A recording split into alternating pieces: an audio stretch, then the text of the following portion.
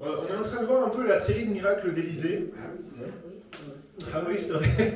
Bon, il y a peut-être que moi en fait qui y pense. Mais... Non, ça va être le deuxième miracle. Là, ça va être le deuxième miracle, ouais, c'est ça.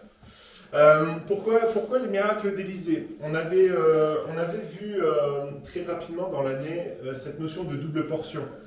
Élysée, quand son maître s'en va, quand Élie s'en va, il va réclamer à Dieu une double portion de son esprit. Et on avait vu que la notion de double portion n'était en aucun cas liée à plus de miracles, plus de choses, même si factuellement c'est ce qui se produit. Quand Élisée demande une double portion, il demande en réalité l'héritage, la responsabilité.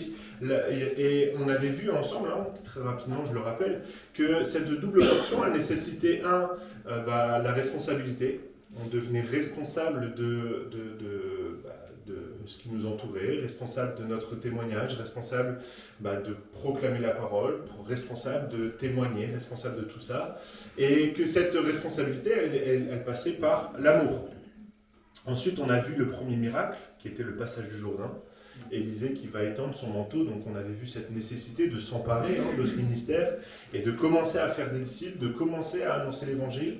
Voilà, c'est le lot de chacun, c'est le lot de chaque personne dans l'église, c'est pas que le pasteur, c'est pas que l'équipe pastorale, c'est la responsabilité de chacun. Et aujourd'hui, le titre de mon message, c'est la source de tous les maux. Le deuxième miracle d'Élysée, il est dans la continuité de ce qu'Élysée fait, il est dans la continuité de, je vous ai dit, le miracle qui commence à aller impacter le quotidien des gens, le miracle qui va aller rentrer dans les maisons. Et on va lire ensemble 2 Rois, chapitre 2, versets 19 à 22. Ça va s'afficher pour vous avec des superbes animations. Vous avez vu ? Wow, c'est cool. Voilà ce que nous dit ce texte. Donc on est à Jéricho. Là, Élisée vient tout juste de traverser le Jourdain. Il est à Jéricho. Et voici ce que disent les personnes. Les gens de la ville dirent à Élisée: voici la situation de la ville est bonne, comme le voit mon Seigneur. Mais les eaux sont mauvaises et le pays est stérile. Il dit, donc c'est Élisée, Élisée dit: apportez-moi un plat neuf et mettez-y du sel. Et ils lui apportèrent. Il alla vers la source des eaux et il jeta du sel et dit: ainsi parle l'Éternel, j'assainis ces eaux. Il n'en proviendra plus ni mort ni stérilité. Et les eaux furent assainies jusqu'à ce jour, selon la parole qu'Élisée avait prononcée. Je vous pose une première question. C'est quoi une source?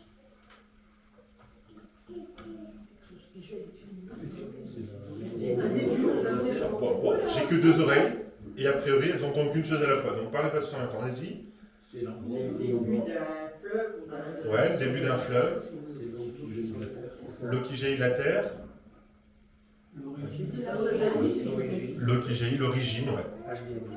Ok, effectivement, c'est HDMI 1, ouais, c'est la source, ouais. Okay. Donc là, c'est le geek qui parle.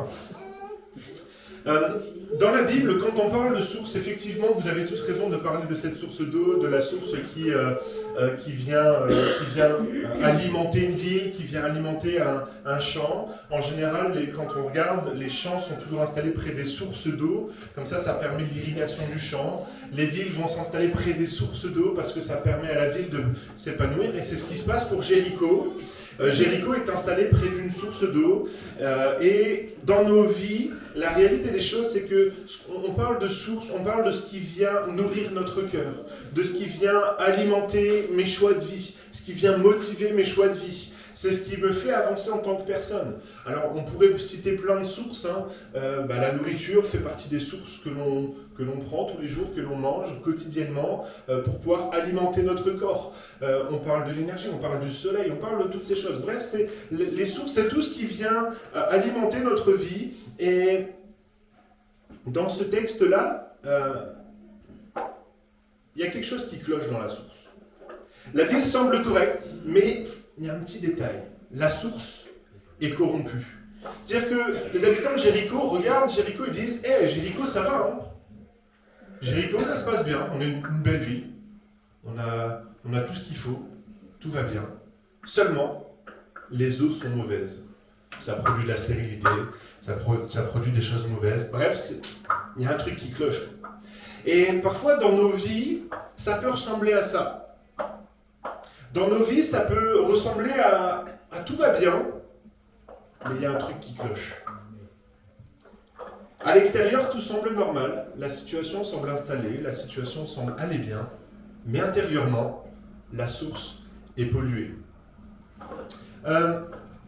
La réalité des choses, c'est que la première chose à faire, c'est d'identifier les sources. Et j'aimerais juste m'arrêter sur pourquoi est-ce que les sources de Jéricho sont mauvaises. Est-ce que vous savez? Est-ce que vous avez la réponse?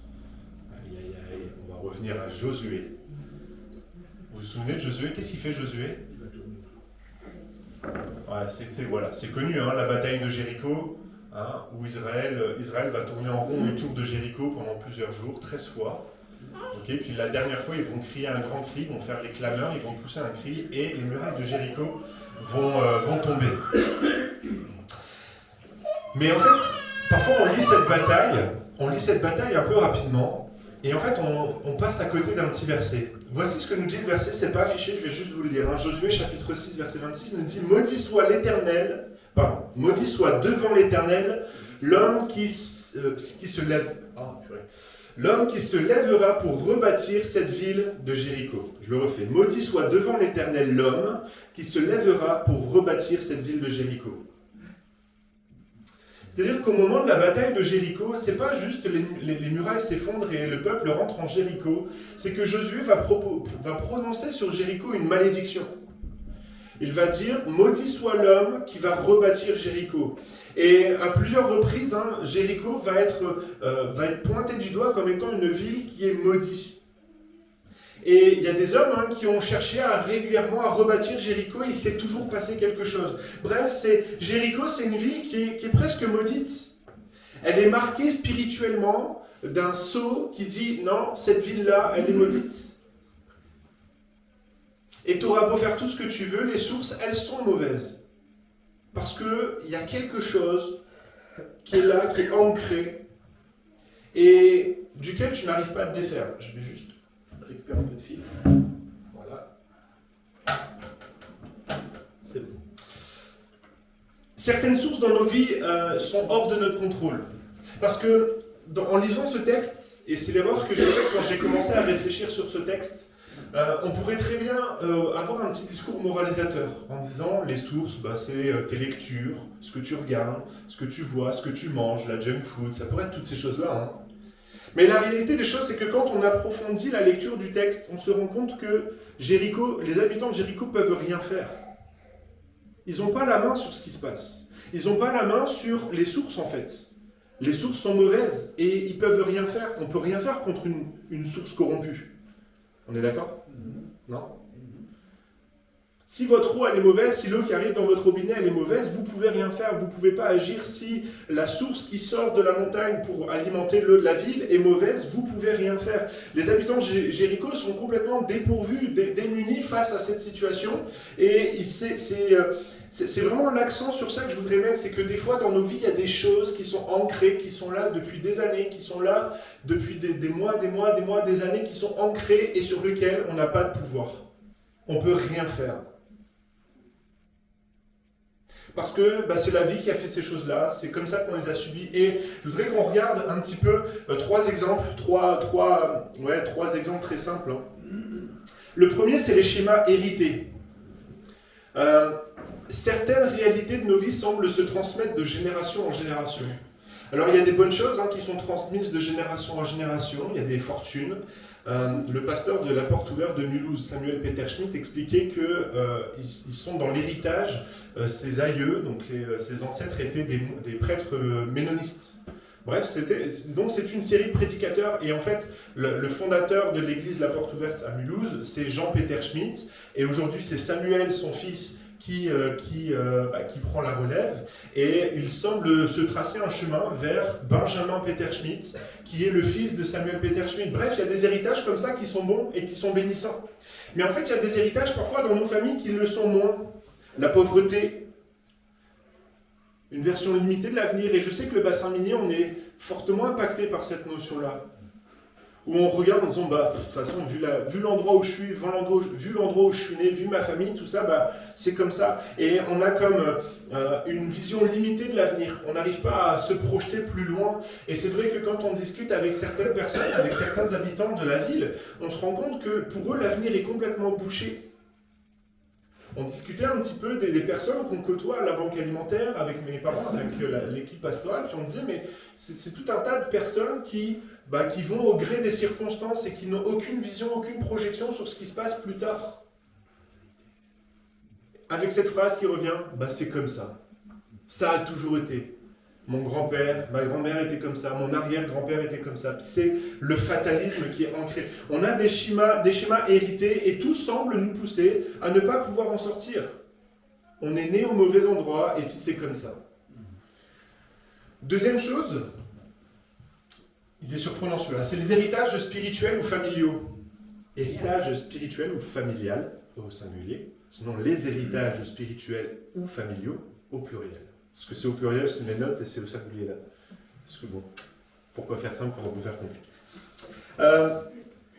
sans rentrer dans un espèce de spiritualité, de fausse spiritualité, la Bible semble à plusieurs reprises marquer cette notion d'héritage spirituel. Il y a des choses qui se sont passées dans notre passé, qui ont des conséquences aujourd'hui. Il y a des malédictions qui se sont produites au-dessus de nous, nos aïeux ont subi des malédictions qui semblent se reproduire. Et il y a des choses comme ça qui sont ancrées, et le bassin minier particulièrement semble être marqué par cette chose-là, où les gens sont allés voir des rebouteux, sont allés voir des personnes comme ça, des guérisseurs, des magnétiseurs, et ces personnes-là ont mis sur des familles un sceau spirituel néfaste, sur lequel on n'a aucune prise et sur lequel on ne peut rien faire en tant qu'homme. Où on est là un petit peu braque-ballant, puis on dit, c'est quand même fou de voir que cette malédiction, elle se répète. Sur ma vie, elle se répète. La Bible semble montrer qu'il y a certaines réalités spirituelles qui traversent les générations. Et je pourrais vous citer un exemple très simple. Il semblerait que le roi David, vous savez qui c'est le roi David? Il y a un super film qui va bientôt sortir, là, le 18 mars au cinéma, qui va retracer son histoire. Le roi David, dans les Écritures, dans les psaumes, il va dire « Je suis né dans l'adultère, je suis né dans le péché ». Et il semblerait que David ait été conçu hors mariage, hors cadre du mariage. Donc David serait né dans un adultère, et c'est pour ça que son père, Isaïe, ne le présente pas à Samuel. Parce qu'en fait, David, c'est pas un fils légitime. C'est un fils, un bâtard, comme on dit. Ok. Et qu'est-ce qui arrive à David plus tard? Devient roi. Ouais, ok, ça c'est la bonne nouvelle, super. Et il refait la même chose avec Bathsheba. C'est-à-dire qu'il avait une femme, des femmes, mais bon, c'était l'époque. En tout cas, il en avait une, sa femme, qui était la fille de son prédécesseur. Voilà. Et il est allé voir Bathsheba, avec qui il a eu un enfant. Il a hérité. Et on voit comme ça dans la Bible des moments où il y a des choses qui se répètent. Troisième exemple, les blessures profondes. Les choses qu'on a héritées qui sont là, les blessures profondes, qui sont ancrées en nous, des abus, des humiliations, des traumatismes, des choses que l'on a subies peut-être dans notre enfance, dont on n'a peut-être même pas conscience et qui rejaillissent aujourd'hui. Des choses, des abus qu'on a vécus quand on était enfant, pas très grand, pas très vieux, pas très âgé, dont notre esprit ne se souvient peut-être même pas, mais qui rejaillissent aujourd'hui avec des dysfonctionnements émotionnels, avec des dysfonctionnements sociaux, avec une incapacité à créer des relations, créer du lien, avec peut-être cette envie de se faire du mal, de se faire souffrir, avec peut-être des choses qui sont profondément ancrées en nous, on ne sait pas d'où ça vient, mais en fait on est mal à l'aise avec les gens, on est mal à l'aise avec ceux qui nous entourent. Puis en fait on a cette phrase qui peut revenir, on apprend à vivre avec. On a appris à vivre avec, c'est comme ça, c'est ma nature, c'est ce que je suis. la ville de Jéricho vivait aussi avec son problème. La ville était là, ça fonctionnait, mais la ville était malade. Et elle ne pouvait rien faire pour changer ça. La ville allait bien, mais la source était malade. Il y a une réalité importante à retenir dans ces trois choses. Et ce que j'aimerais vraiment que vous puissiez ancrer, c'est que Jéricho ne pouvait rien faire pour la source. Les habitants de Jéricho ne pouvaient pas réparer la source d'eau. De la même manière, il y a des réalités dans nos vies qu'on ne peut pas réparer seul. Il y a des choses qui se passent dans notre vie qu'on ne peut pas réparer seul. Ces choses que j'ai citées, toi tout seul avec tes petits bras musclés, tu ne peux pas changer les choses.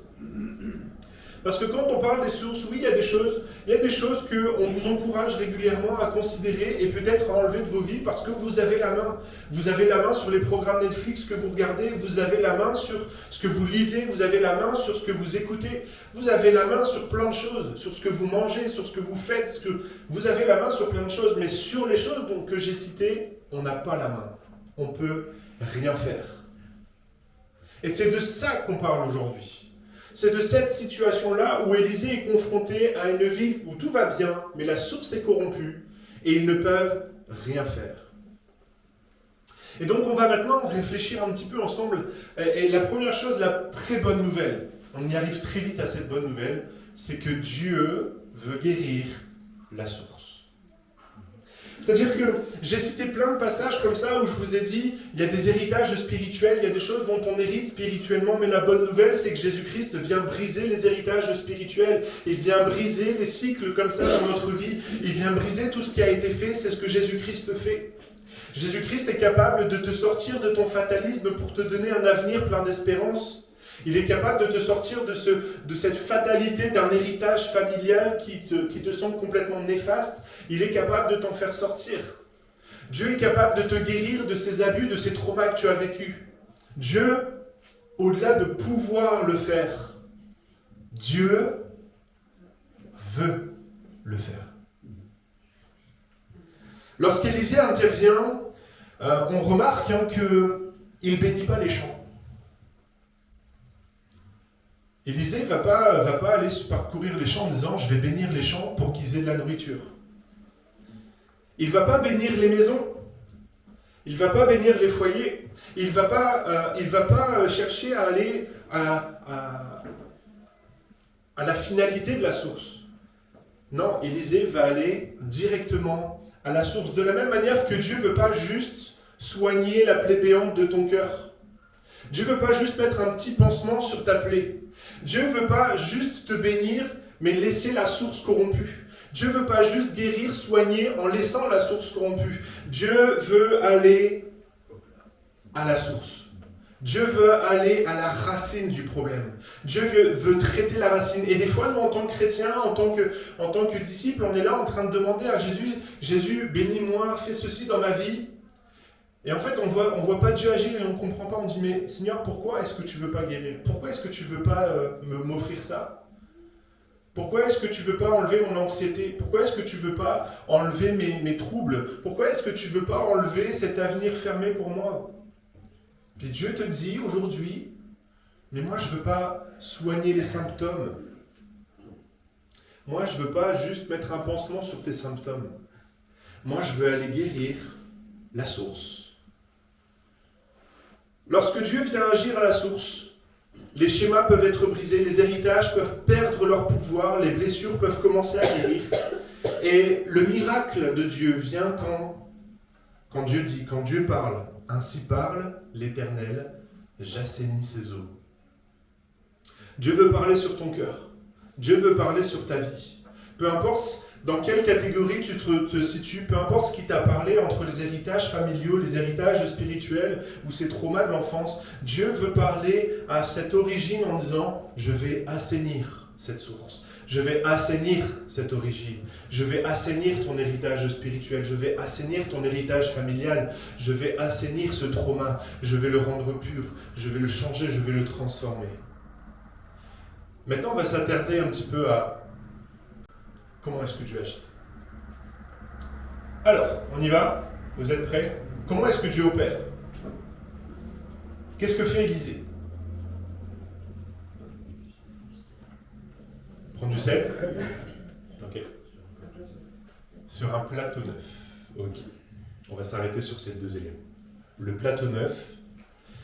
La Bible, là on a la traduction plateau, on pense que c'est un vase.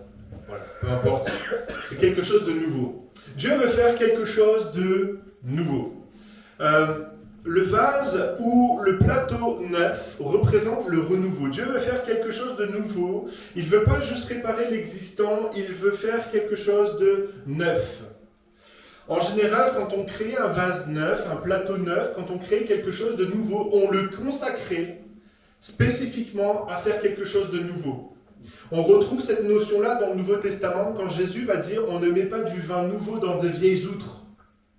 Okay, les outres, c'était des espèces de pots dans lesquelles on venait mettre le vin. Et si on mettait du vin nouveau dans de vieilles outres, le risque c'était que les outres se rompent et que le vin se perde. Pourquoi? Parce que le vin c'était quelque chose d'assez assez fort, assez costaud, et il fallait que la peau elle soit souple, elle soit neuve pour pouvoir absorber comme ça ces actions chimiques qui se passaient au niveau de la fermentation. C'est pour ça qu'on met le vin nouveau, on le met dans des outres neuves. De la même manière que Dieu dit, voilà, moi je ne veux pas juste soigner un système corrompu, je ne veux pas juste réparer quelque chose qui est corrompu, je ne veux pas juste mettre un pansement sur une plaie béante, je ne veux pas juste combler te combler de bénédictions juste pour compenser justement ce mal-être que tu as. Nous, on est très bons pour faire ça, nous les êtres humains. Je suis comme ça avec mon fils. Quand il a il me regarde, il a compris que je parlais de lui. Mais quand il y a un petit truc qui va pas bien, tout ça, moi j'aime bien faire un cadeau, j'aime bien lui faire plaisir. Hier, on faisait du ménage, des travaux dans la maison avec Emeline. Puis à un moment, je dis, bon allez, tu viens à la déchetterie avec moi, on va acheter des trucs. Oh, j'ai pas envie. Je t'inquiète pas, on va manger une glace après. Okay. Ça, c'est comme ça que je fonctionne. C'est-à-dire, moi, je mets des pansements sur les trucs désagréables. Mais Dieu veut pas faire ça, en fait. Dieu ne veut pas juste te combler de bénédictions pour compenser le côté désagréable de ce que tu traverses. Non, Dieu veut transformer, veut faire quelque chose de nouveau. Ces outres neuves, elles servent à quoi? Ce plateau neuf, il sert à quoi? Il sert à mettre quoi dedans? Du sel. Ok, à quoi sert le sel? Purifier. Conserver. Assaisonner, donner du goût. Super. Ok, dans l'Ancien Testament particulièrement, à l'époque biblique particulièrement, le sel sert à deux choses importantes, la purification, ça nettoie, et la deuxième chose c'est la conservation, ça empêche la corruption. On sale beaucoup pour que les viandes se conservent, on sale beaucoup pour que les aliments restent et perdurent. Et dans la Bible, on retrouve cette notion du sel, c'est le symbole de l'alliance avec Dieu. En Lévitique chapitre 2 verset 13, tu mettras du sel sur tes offrandes, signe de l'alliance avec Dieu. Dans nos vies, Dieu veut mettre du sel. Il veut agir pour la purification, il veut agir pour empêcher la corruption et il veut faire une alliance avec nous. Purification, conservation, alliance. Dieu ne veut pas juste compenser ce qui manque dans ta vie. Il veut changer, il veut transformer la source. C'est pour ça, il utilise ces choses, il va faire quelque chose de nouveau. Peut-être que tu as tenté plein de choses dans ta vie. Tu as tenté plein de choses dans les troubles. Tu as été voir des psys, tu as été voir des psychologues, des thérapeutes. Tu as fait des coachings, tu as fait plein de choses comme ça pour essayer d'aller mieux, mais ça n'a pas marché. Mais Dieu ne veut pas faire comme d'habitude, il veut faire quelque chose de nouveau pour toi. Et la deuxième chose, c'est qu'il veut y mettre du sel. Il veut purifier, il veut empêcher que cette source devienne à nouveau corrompue. Et ma question pour vous, c'est est-ce que vous avez reconnu de qui on parle?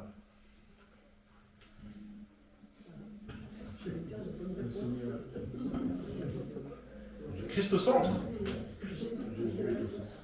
Je vous l'ai dit, c'est la bonne réponse de l'Église Ressources. De qui on parle? De Jésus, toujours. Okay. Qui est celui qui nous purifie? Qui est celui qui empêche dans notre vie la corruption du péché? Qui est celui par lequel nous signons une nouvelle alliance avec Dieu? Jésus. C'est Jésus. C'est-à-dire que quand on regarde ce miracle, c'est que dans ta vie, cette source qui est corrompue, elle ne peut être changée, transformée que en mettant Christ au centre. Parce que c'est lui qui fait quelque chose de nouveau.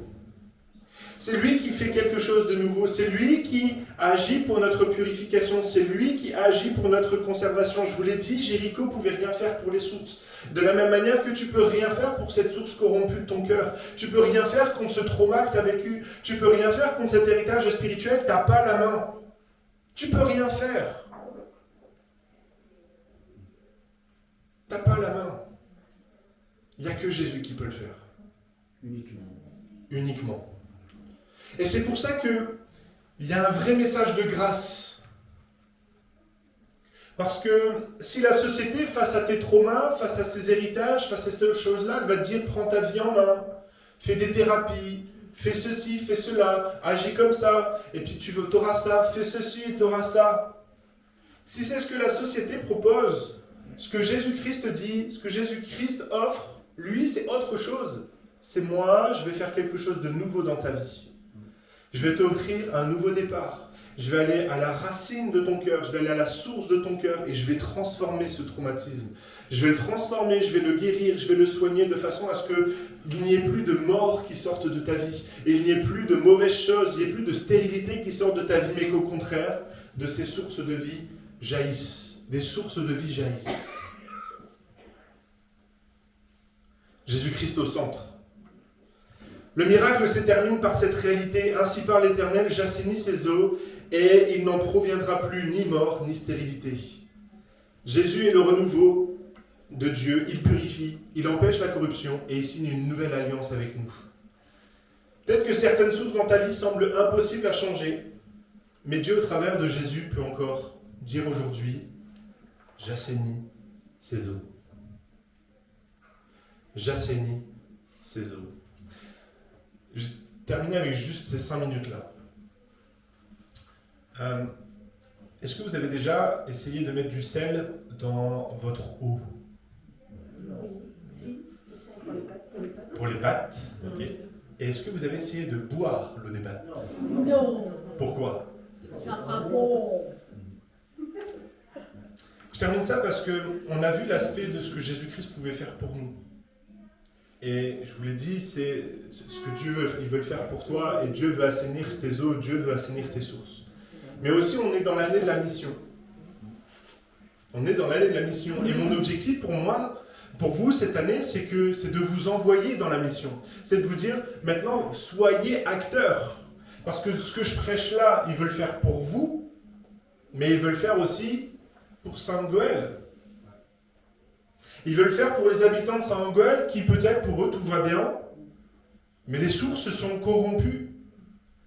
L'héritage du bassin minier est présent. Le maraboutisme est présent. Et les sources sont corrompues. Mais pour ça, que fait Jésus-Christ?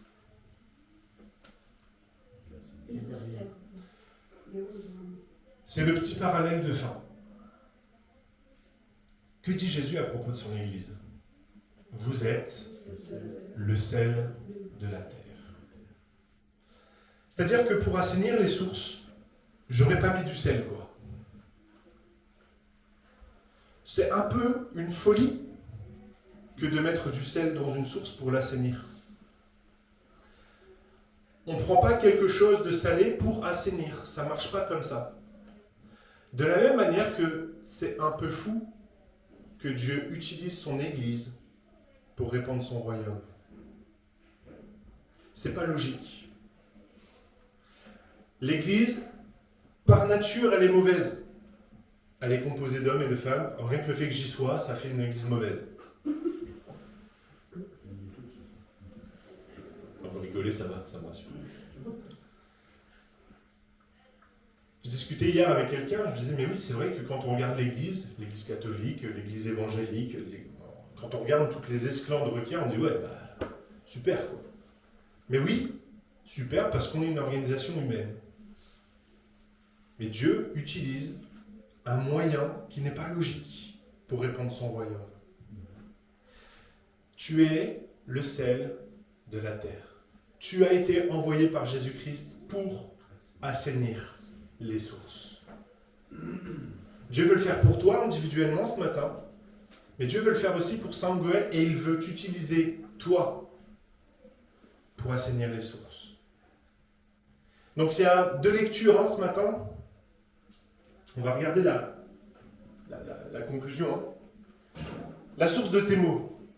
Identifier les sources corrompues, on les a vues, on en a listé quelques-unes. Dieu veut guérir tes sources, ça c'est la vérité qu'on doit proclamer, que tu dois proclamer pour toi, pour ta vie, mais que tu dois aussi proclamer pour la ville de Saint-Goël et ses alentours.